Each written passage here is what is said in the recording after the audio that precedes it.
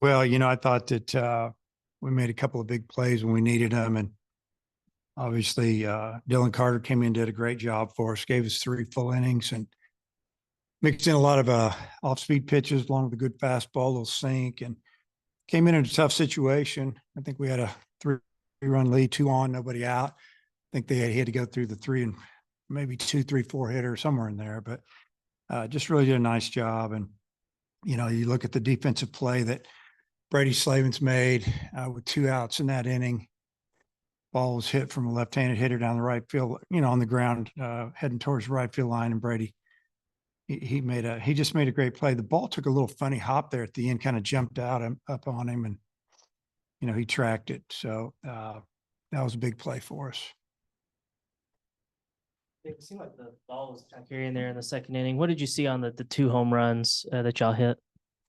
Well, when I think it was Borfin hit that ball up in the air, we felt like it was going to get out of the park because the wind was out of like the northeast, and higher you hit it, the more you're going to feel that wind. And he backspun that ball, had a lot of spin on it, so it was going to travel. The wind was going to push it, and it got out by a lot. But when it left the bat, it was iffy. But we thought it was going to go, so that was good to get that lead. And then the one that Roland hit, he hit it good. I didn't know if he quite got enough of it. I'm sure the wind helped it a little bit, but he hit it really good. That's one of the deepest parts of the park. So, yeah, I'm going to say that, the wind helped both of those. I don't know if they would not have gone out without any wind, but they were both well hit. And I think this is Dylan's 4th appearance in the last 6 games for y'all. Is that kind of a role you envision him having, a guy that can pitch frequently like that? I think he's a guy that can pitch at least twice on the weekend. It just depends how much he throws, or if he throws Tuesday, he can, he could throw Friday like he did today, or, if he just threw an inning today, maybe he'd go again tomorrow. But, will he go tomorrow? I doubt it. Sunday, probably not, but you never know. We'll see how it goes. Hagan had 20 pitches in the first inning, and then the 5th inning, they finally broke through and got some hits against him. But it seemed like he really found a groove there in the middle inning. Just how do you evaluate his outing and just what all you saw from him? Kind of what you said, he threw a lot of pitches in a couple innings that got his pitch count up. He walked 4, had a couple of full counts, and, they got a big 2-out hit that, that 5-run lead was gone, and all of a sudden it's only 3. And then they got another big 2-out hit the next inning. Wasn't off Hagan, but that's kind of the way the game works a little bit. But I thought he had good stuff. I think probably maybe the 4th inning might have been his best, 3rd or 4th. I think this was the 4th. And when he was ahead of the hitters, he got to throw that hard breaking ball. And, they chased a little bit, and he wanted to throw it down there. And,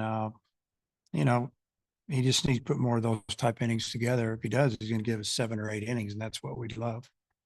That's a big sack fly. Get some extra runs there. But it says here you're 0 for 10 with runners in scoring position. Yeah. How big is it to come away with a win, even when you didn't get those big hits to kind of keep the innings going? Yeah, we chipped away and scored a couple of runs without getting a hit. I think the one inning, we ended up with the bases loaded. We got a sack fly. There was only 1 hit that inning, but it was early in the inning, obviously. And then, the sack fly, got us a run. And, yeah, we couldn't get that big, blow that blew the game open, maybe a bases clearing double. We've gotten a lot of those hits this year. Sometimes that's just the way it goes. But, I was really, really glad to see that, we kept fighting and finding a ways to put a little pressure on them. We used a little bit of their bullpen as well. On Friday, the more pitchers you can get up in the other team's bullpen can be a plus. Maybe tomorrow, or for sure on Sunday, whether they pitch or not, they're going to be a little bit more tired, you'd think. And they threw 4 or 5 guys today. On the flip side of that, I think he had 6 leadoff batters reach base. What do you think of that? That was a great job. Some of those were 0-2 counts, and they fought back, got walked, got hit, singled, whatever. And, we, like I said, we did a great job of getting their pitch counts up, working their pitchers hard. And then, like I said, we just didn't get that big hit that kind of put that game away. I believe it was Carson Evans for Louisiana Tech. I think it was his collegiate debut today, and he had the first hit, the double against Hagan, that hit the big home run.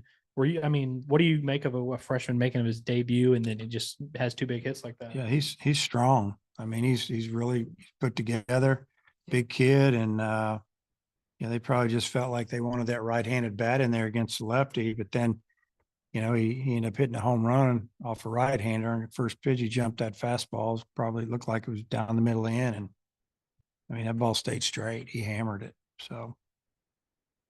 Like the last several outings for Adcock, he gets the first 2 or 3 guys pretty easy and then gets hit. Is that a concern? Do you feel like he can get it turned around where he can maybe give you more innings? It is a concern. I feel like that he goes out and he's locked in, he gets it done. And then, they got a 2-out hit and he thought, I don't know what he thought, but he just laid it in there. And, I'm not going to say he's careless. I'm not going to say he made a mistake, but give the hitter credit. But yeah, he's got to finish.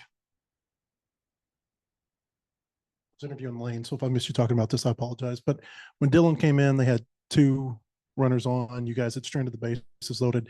How big of a, kind of a pivotal moment did that feel like in the game? It was big. Like you said, you kind of go back to the previous half inning where we didn't score with the bases loaded. Pretty frustrating. And then they go out and they get 2 runners on with no outs. And I think it was I don't know if it was 9-1 or 1-2. And then he had to go through the heart of that order. And first guy, it's a ball decent to center. I think he gets pop up to right. And then, I think he got ahead of, was it? Oh yeah, it was Bates. He got ahead of Bates, and then Bates put a pretty good swing on the ball, hit it hard down the line, and Brady made a really nice play.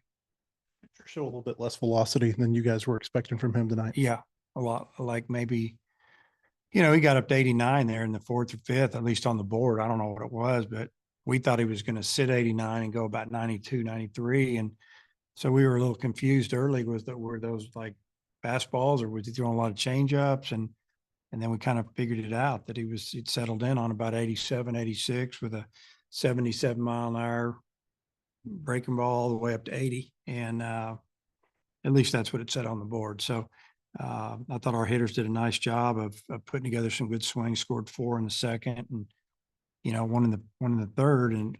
But we should have scored a few more. I mean, they know that, but, give him credit. He's been around. He pitched out of a little bit. So I don't know if that's his new thing, if he's